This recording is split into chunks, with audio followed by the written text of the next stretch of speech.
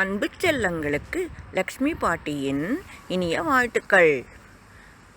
இறைவனை துதிப்போம், இயற்கையை பேணுவோம், குருவை வணங்குவோம், பெற்றோர் பெரியோர்களை மதிப்போம், இந்த நாளையும் இனிய நாளாக மாற்றிக்கொள்வோம். இன்று கதை 4. என் பேரன் மஃபின் அண்ட் டேங்கி என்று ஆங்கிலத்தில் ஒரு கதை கூறுவான். அந்த கதையை இப்போது பார்க்கலாமா? ஓகே. மஃபின் என்பவன் பென்குவில் போன்று மிகவும் அழகான ஒரு பையன். அவன் எப்பொழுதும் மகிழ்ச்சியாக இருக்கும் சுட்டி பையன். அவன் மிகவும் சிறப்பாக காமெடி செய்து தானும் மகிழ்ந்து எல்லோரையும் மகிழ்விப்பான். எல்லோரும் அவனை பாராட்டி மகிழ்ச்சியாக இருப்பார்கள். இந்த நிலையில் ஒரு நாள் அவர்கள் வீட்டிற்கு மஃபினுடைய அத்தை குடும்பத்தார் வந்தனர். மஃபின் ஒரே குஷியாகி விடுகிறான். ஏன் தெரியுமா? அவர்களுடன் அவனுடைய நண்பன் டேங்கியும் வந்துவிட்டான். இப்போ இருவரும் கட்டி பிடித்து சந்தோஷமாக மகிழ்ச்சியாக இருக்கிறார்கள். மஃபின் டேங்கியை தனது அறைக்கு கூட்டிச் சென்று தன்னுடைய விளையாட்டு பொருள்களை எல்லாம் அவனுக்கு பகிர்ந்து இருவரும் மிக மிக சந்தோஷமாக விளையாடி கொண்டிருந்தனர். அப்பொழுது அங்கு உள்ள உறவினர்களும் குடும்ப நண்பர்களும் அவர்கள் வீட்டுக்கு வருகின்றனர். வந்தவர்கள், டேங்கி, எவ்வாறு இருக்கிறாய்? ஆகா, நீ அழகாக பாடுவாயே, இப்பொழுது ஒரு பாட்டு பாடுகிறாயா என்று கேட்கிறார்கள். டேங்கியும் சந்தோஷப்பட்டு ஒரு பாடல் பாடுகிறான். எல்லோரும், ஆஹா, என்ன அழகான இனிமையான குரல், எவ்வளவு அழகாக நீ பாடுகிறாய் என்று கைதட்டி பாராட்டுகிறார்கள். அவன் முதுகில் தட்டுகிறார்கள். எல்லோரும் பாராட்டும் பொழுது மஃபினுக்கு ஒரு சிறிய உணர்வு தோன்றுகிறது.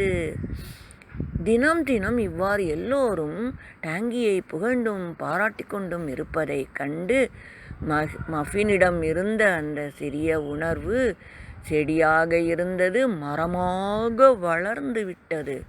இது நாள் வரை நம்மை பாராட்டி கொண்டு இருந்தவர்கள் இப்பொழுது டேங்கியை பாராட்டுகிறார்களே என்று அந்த உணர்வினால் கோபம் வருகிறது. கோபத்தில் டேங்கியை பிடித்து கீழே தள்ளிவிடுகிறான். தள்ளிவிட்டவுடன் டேங்கியின் கால்களில் அடிபட்டு இரத்தம் வருகிறது. ஆஹா, தப்பு செய்து விட்டோம், நாம் கோபப்பட்டு விட்டோம் என்று மஃபின் தன்னுடைய தவறை உணர்ந்து ஓடிப்போய் தன் தந்தையிடம், அப்பா, நான் டேங்கியை கீழே தள்ளிவிட்டேன், அவன் மீது எனக்கு கோபம் வந்தது என்று கூறுகிறான்.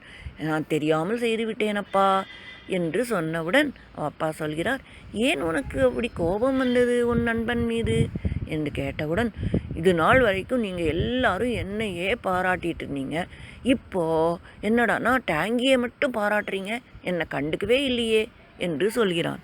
சொன்ன உடனே அவர் அப்பா, ஓ, அதுதான் காரணமா? இந்த உணர்வின் பெயர்தான் பொறாமை. இந்த பொறாமை வந்தால் அதனோடு கூட நம்மிடம் பல வேண்டாத கெட்ட குணங்களும் வந்துவிடும்.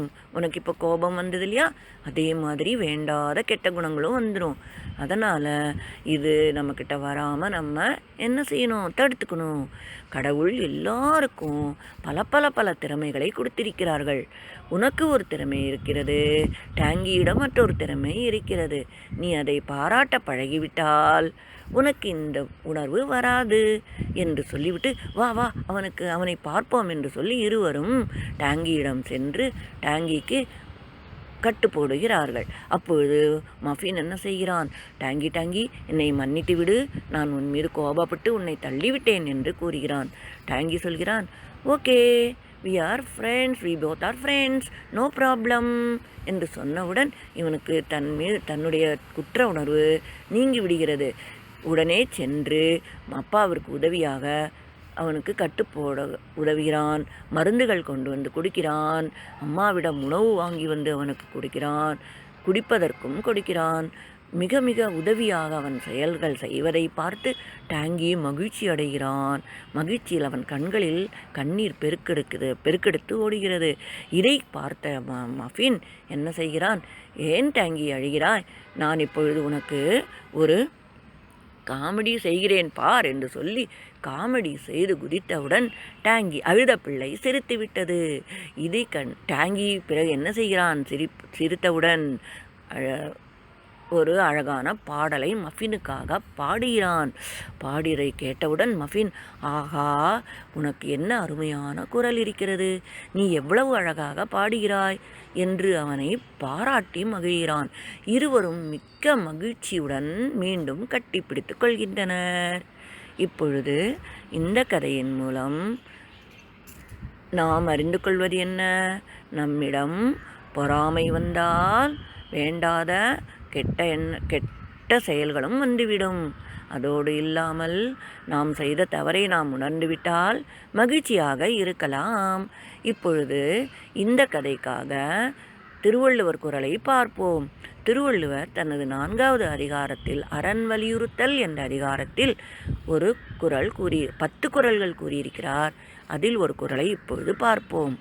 அழுக்காறு அவா வெகுளி இன்னாச்சொல் நான்கும் இழுக்கா இயன்றது அறம். அழுக்காறு அவா வெகுளி இன்னாச்சொல் நான்கும் இழுக்கா இயன்றது அறம். இந்த குறளுக்கும் அரண் வலியுறுத்தலுக்கும் என்ன சம்பந்தம் என்று யோசிக்கிறீர்களா? அரண் என்றால் தர்ம நெறி. பிறருக்கு கொடுத்து உதவுவது மட்டும் அறமல்ல. அவர்களிடம் இனிமையாக பேசுதல், அவர்களுக்கு தேவைப்படும் நேரங்களில் உதவி செய்தல், பிறரிடம் இந்த போன்ற பல குணங்களும் அரண் வலியுறுத்தலில் சொல்லப்பட்டிருக்கிறது. அதுபோல இங்கே வெகுளி, அழுக்காறு என்றால் வெகுளி, அவா என்றால் பேராசை, அவா வெகுளினா கோபம், இன்னாச்சொல் என்றால் கொடும் சொல், இதையெல்லாம் இல்லாமல் இருப்பதும் அறமே ஆகும் என்று வள்ளுவர் இந்த குறளில் குறிப்பிட்டிருக்கிறார். கதையும் குறளும் பிடித்திருக்கிறதா? நீங்கள் இந்த குறளையும் மனப்பாடம் செய்து ஒப்புவிக்க வேண்டும். ஓகேவா? வாழ்க.